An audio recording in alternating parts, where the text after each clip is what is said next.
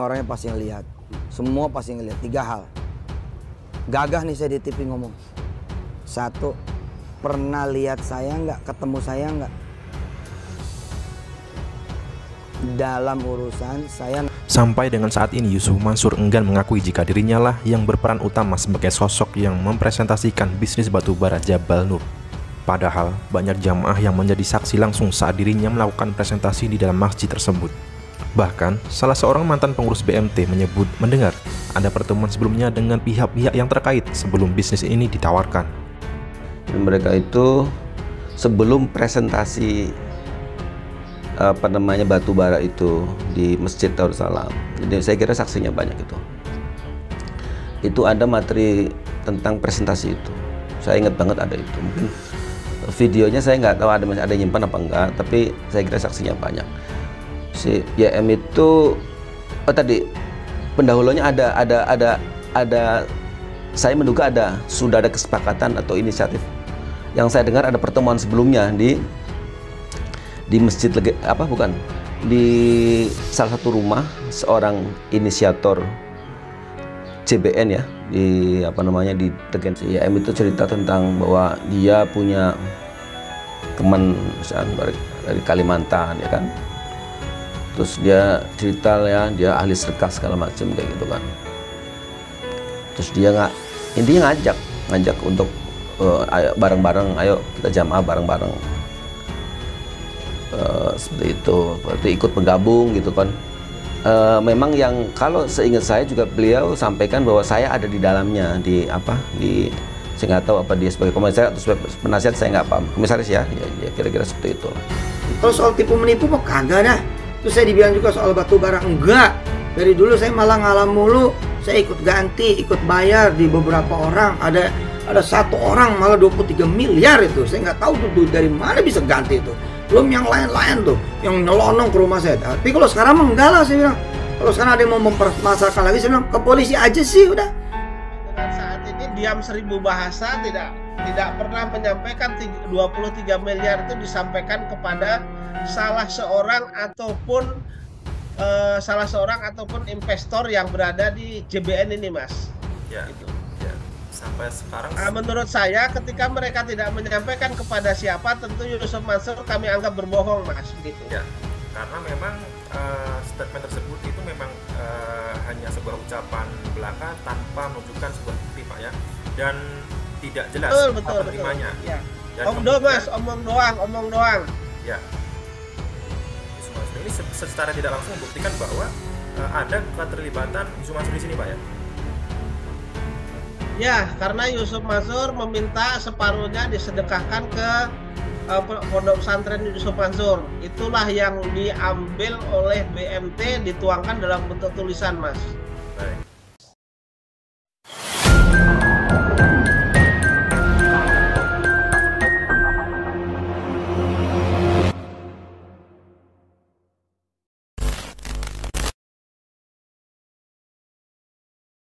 Sesuai dengan alat bukti yang dicantumkan. Ya. Sesuai dengan alat bukti yang dicantumkan oleh mereka adalah ketua BMT Darussalamnya itu bukan Chandra, tapi adalah Imam Prakoso, kemudian sekretarisnya adalah Eko Perihantono, bukan R. Suwardi. Yang tanda tangan dalam surat kuasa atas nama BMT itu adalah Chandra Darmawan dan R. Yudi Suwardi. Sehingga menurut saya tidak sah, Mas, surat kuasanya. Sehingga saya minta kepada majelis hakim agar apa yang dilakukan oleh kuasa hukum tergugat 3 dan tergugat 4, kuasa hukum Yusuf Mansur dan BMT untuk tidak diperiksa karena surat kuasanya tidak sah, Mas. Begitu. Baik. Itu Mas Haji. Baik Pak Jani, tadi Pak Jani juga menyebutkan bahwa alat bukti dari BMT ini diduga palsu, yang menyatakan bahwa Pak Zaini pernah memindah bukukan atau menarik kembali uang yang telah disetorkan, begitu Pak? Ya. Kalau boleh tahu Pak Zaini dulu waktu penyetoran uang ke BMT ini melalui secara cash apa transfer, Pak? Jadi begini, saya itu waktu itu saya awalnya saya awalnya ditalangi dulu oleh sekretarisnya BMT Darussalam yang bernama Pak Eko. Pak Eko menyetorkan kepada BMT, kemudian setelah dia setor, kemudian saya mengembalikan kepada Pak Eko, Baik, begitu. baik. Oke, oke. Dan itu pun ada bukti serah Ya. terima Pak ataupun kwitansi begitu Pak ya seharusnya Pak. Jadi bukti transfer saya diminta oleh Pak Eko Perihantono Ya, oke. pada saat itu, gitu. Baik, Jadi baik. setelah itu tidak ada alat bukti lain, Mas. Ya, Namun saya tercatat di dalam investasi ini, sertifikat investasi ini tercatat, Mas, begitu. baik. Di dalam Nah, logikanya kalau saya meminta pindah bukukan dari rekening BMT kepada rekeningnya PT Adi Partner Perkasa, tentu saya punya rekening di sana. Padahal saya tidak punya rekening di sana, Mas. ya, Karena saya bukan anggota koperasi BMT Darussalam, Mas, begitu. baik. Baik, Pak Zini, Ya. saya juga mempunyai proposal penawaran investasi ini yang dikirimkan oleh Ketua Tim Tax JP ini boleh saya tampilkan Pak di layar Pak. Oh, boleh, Mas, boleh. Baik, Ini transparasi aja, kita transparan baik, saja. Boleh, boleh. baik. Eh, yang pertama adalah mengenai keterlibatan Jamal Nurkotif Mansur sebagai seseorang yang melakukan presentasi atau di dalam Baik, presentasi tersebut mengaku sebagai komisaris utama Pak. baik, baik, Eh, ya. eh, Pak Zaini menyampaikan mengenai bukti tersebut itu dengan kehadiran saksi-saksi yang menyaksikan pada saat penawaran investasi tersebut ya Pak ya. Betul, betul, ya, betul. Ya, baik kita tampilkan di layar ini adalah proposal investasi batubara. Di sini ya tertulis ajakan mari bersedekah, mau sukses berbisnis investasinya dengan bersedekah dahulu. Insya Allah sukses hanya menunggu waktu. Betul, betul.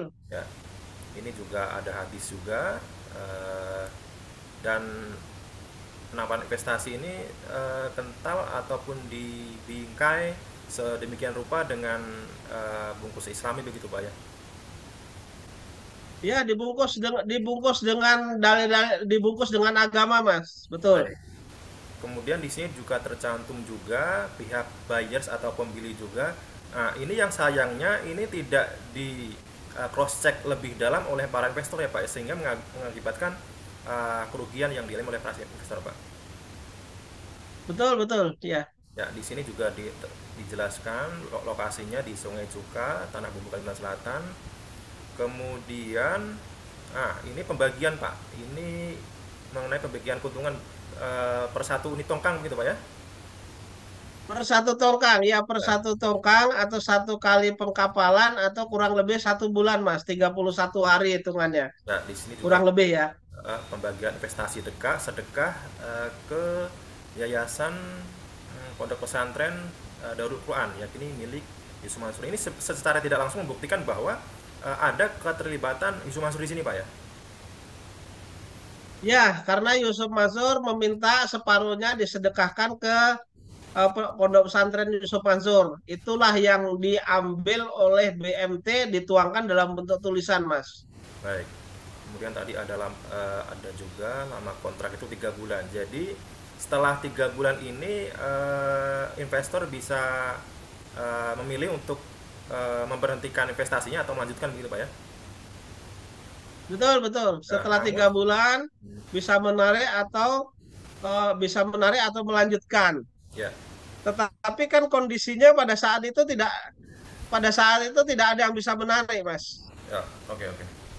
Pada periode Ya. pertama ini lancar Pak ya, dan juga ada semacam praktek flexing begitu Pak ya, dengan memamerkan pembagian keuntungan berupa uang cash di dalam kantong kresek begitu Pak. Kemudian ditampilkan jajaran mobil Lexus begitu Pak ya. Betul, betul ya. Jadi awalnya lancar karena itu kan baru sedikit, Mas. Ya. Begitu sudah mereka flexing pakai mobil Lexus, kemudian Honda Civic dan lain-lainnya itu, kemudian investor banyak, setelah itu langsung macet, Mas. Baik. Menurut saya ini memang sudah di skenario, Mas. Sudah direncanakan sejak awal begitu Pak ya. Iya, betul, betul. Baik, tadi Pak. Mereka ketika sudah banyak investor, mereka memang menurut perkiraan saya mereka memang sudah ingin menghilangkan diri, Ya. gitu. Baik, Pak Zaini tadi Pak Zaini sudah menyampaikan bukti-bukti yang pernah diserahkan ke Majelis Hakim di Pengadilan Negeri Jakarta Selatan. Boleh nanti saya minta untuk saya tampilkan kembali Pak? Boleh, boleh, boleh, Ya. boleh, boleh. Tadi Ya, juga silakan, ya ada bukti mengenai silakan. perusahaan PT Adipatra Perkasa, kemudian juga bukti putusan pengadilan Mahkamah Agung terhadap putusan PT Adi Partner Perkasa melawan salah satu bank gitu Pak ya. Dan di situ Ya, boleh, salah satu bahwa bank, Mas, Yusuf ya. Mansur itu menjabat sebagai komisaris utama Pak. Betul, di sini jabatan sebagai komisaris utama. Ya. Dengan sedemikian rupa alat bukti yang sudah Pak Jani sampaikan ke Majelis Hakim, seharusnya ini cukup untuk Majelis Hakim mempertimbangkan untuk memenuhi gugatan Pak Zaini gitu Pak ya. Betul, betul. Secara normatif secara yuridis saya sudah dapat membuktikan seluruh dalil saya, Mas. Ya. Gitu. Sesuai dengan alat bukti yang saya ajukan. Itu. Kemudian dari mereka karena surat kuasanya sebagaimana saya sebutkan tadi, saya anggap sesuai dengan ketentuan hukum tidak sah sehingga tidak perlu dipertimbangkan, Mas, begitu. Baik. Sehingga seharusnya gugatan saya dikabulkan 100%, Mas. Seluruh Baik. gugatan saya. Ya. Putusan pengadilan tinggal menghitung hari Pak. Jadi Pak Zaini sudah mempersiapkan Pak apapun hasil nanti dari putusan pengadilan Majelis Hakim Pak. Betul, betul. Saya sudah mempersiapkan diri ke ketika nanti ada putusan negatif buat saya, apa yang harus saya lakukan, saya sudah mempersiapkan diri, Mas. Begitu. Baik, baik, terima kasih Pak Zaini. Itu tadi adalah kesimpulan berbagai macam barang bukti yang sudah disampaikan Pak Zaini di hadapan Majelis Hakim di Pengadilan Negeri Jakarta Selatan, dan Pak Zaini Mustafa berharap ya seharusnya Majelis Hakim ini bisa mempertimbangkan alat bukti Pak Zaini dan juga memenuhi gugatan dari Pak Zaini. Terima kasih Pak Zaini Mustafa. Saya harap baik, Mas. Majelis Hakim memberikan keputusan yang seadil-adilnya. Dan sedikit saya tambahkan, Mas, di samping alat bukti tertulis, saya juga menghadirkan saksi yang menguatkan alat-alat bukti yang saya ajukan ini, Mas. Ya. Sehingga menurut saya hakim tidak perlu ragu lagi untuk mengabulkan seluruh petitum saya, Mas. Permintaan ya. tuntutan saya, Mas, begitu. Ya, sedikit saya tambahkan sebagai pengingat mengenai keterlibatan Jamal Nurkotik Mansur ini, bahwa ada sebuah statement dari Yusuf Mansur mengatakan pernah mengganti sebesar 23 miliar Pak ya. Ini secara tidak langsung ya, betul, membuktikan bahwa ada keterlibatan Yusuf Mansur di sini Pak ya. Baik, kalau tidak terlibat kenapa mereka harus mengganti, kemudian setelah mereka keluar mengganti, baik itu di TV One maupun di channelnya Dagu Channel, kemudian itu pun Jamaah Masjid Darussalam menantang untuk bermubahalah terkait dengan keterlibatan Yusuf Mansur, dan kami mempertanyakan 23 miliar itu digantinya ke siapa. Ya. Nah, kemudian Yusuf Mansur sampai dengan saat ini diam 1000 bahasa, tidak pernah menyampaikan 23 miliar itu disampaikan kepada salah seorang ataupun investor yang berada di JBN ini, Mas. Ya. Gitu. Ya. Sampai sekarang menurut saya ketika mereka tidak menyampaikan kepada siapa, tentu Yusuf Mansur kami anggap berbohong, Mas, begitu. Ya. Karena memang statement tersebut itu memang hanya sebuah ucapan belaka tanpa menunjukkan sebuah bukti Pak ya, dan tidak jelas betul, penerimanya. Ya. Dan Omong doang. Ya, Dan kemudian tidak ada satupun investor yang memberikan investasi, menyetorkan investasi senilai sebesar itu. 23 miliar itu tidak ada, Pak ya? Tidak ada, paling besar itu 5, sekian lah Mas, tidak sampai 6 begitu. Baik, baik Pak Zeni, Gitu terima Mas. kasih Pak Zeni. Sekali lagi ya, kita doakan teman-teman untuk Pak Zeni pada putusan Majelis Hakim pada sidang 6 Juni nanti memberikan kemenangan untuk Pak Zeni Mustafa sebagai bentuk keadilan dalam. Amin amin. Mohon doanya kepada para netizen untuk mendoakan bahwa Majelis Hakim termasuk dari sepertiga Majelis Hakim yang masuk surga Mas. Baik, baik, baik. Sesuai dengan hadis ya. Itu. Baik, Baik Mas. terima kasih Pak Zeni. Kita sambung lain waktu Pak Zeni. Terima kasih. Wassalamualaikum warahmatullahi wabarakatuh.